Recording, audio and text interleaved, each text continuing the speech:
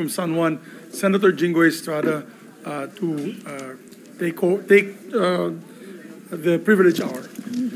Senator Jingo Estrada is recognized. It is just a manifestation, Mr. President. I am not availing of the privilege hour. Mr. President, I cannot, in good conscience, let the remarks made earlier by our colleague, Senator Francis Pangilinan, during the Blue Ribbon Committee pass without rebuttal. His comments, while not naming us directly, were laced with insinuations, clearly aimed at me and former Senator Bong Revilla and the legal ordeals I have already faced. With due respect, such statements are not only unfair, they are malicious and utterly uncalled for.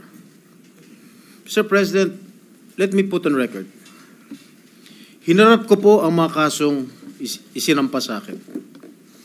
Dumaan ako sa mahabang panahon ng paglilitis, pagkakakulong, at pati na ang mabigat na stigma na idinulot nito.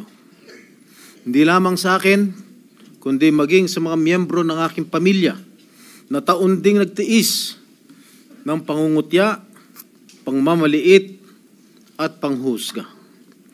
Sa huli, napatunayan na walang sapat na batayan ang mga ipinukol sa akin na mga akusasyon. Hindi ko kailanman nanaisin na pagdaanan nito ng sino man sa aking mga kasamahan dito ngayon. Mr. President, the courts have spoken with finality. To cast doubt on these decisions is not only an insult to me personally, but a dangerous affront to the judiciary. It undermines the very foundation of our justice system and erodes public trust in due process. Ginoong Pangulo, hindi ako tutol sa sinasagawang pagdinig ng Blue Ribbon Committee. Ngunit, hindi ko pahihintulutan na ang kasalukuyang issue ay gamitin upang idikit muli sa akin ang mga maling paratang at sadyang impluwensyahan ang opinyon ng publiko. Ang mga kasong may kinalaman sa PDAF ay naresolba na ng korte matapos ang masusing proseso ng batas.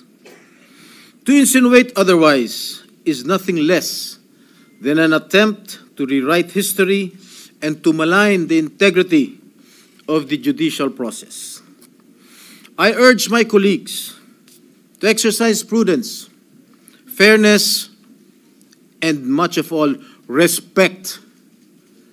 I too deserve to be heard and to defend myself, whether in this august chamber or before any court of law.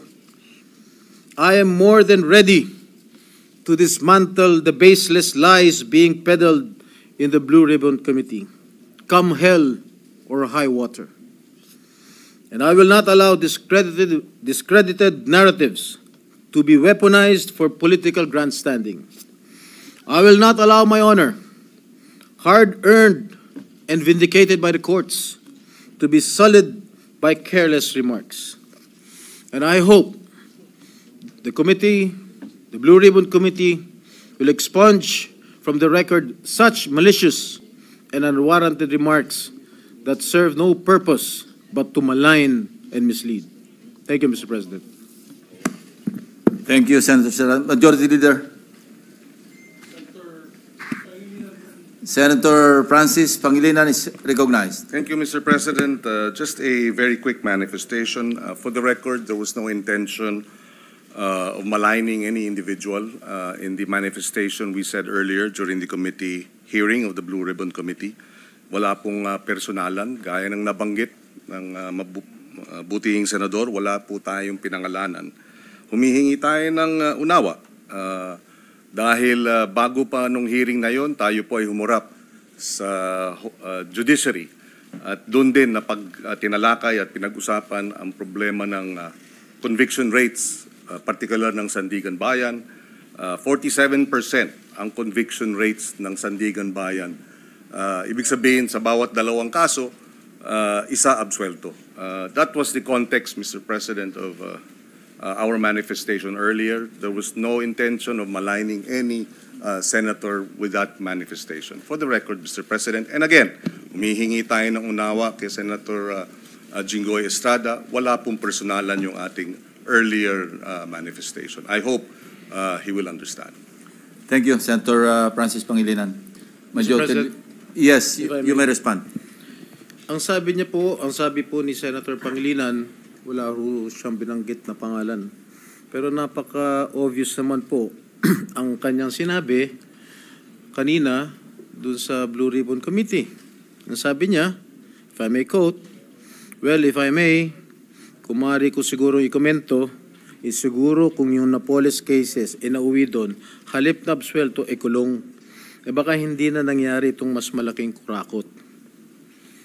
Those were the words of Senator Kiko Pangilinan. Sino ba ang pinatatamaan niya? Sino ba ang pinatatamaan mo? Di ba? It's very obvious that I was being alluded to. Remember, Mr. Senator Pangilinan, that I was acquitted by the court. Are you questioning the decision of the court acquitting this representation? You're a lawyer. I'm not. You shouldn't be talking that way. You are undermining the judicial process in our country. You being a member of the bar. Thank you, Mr. President. May I ask, minute for suspension. Majority Leader. May I ask,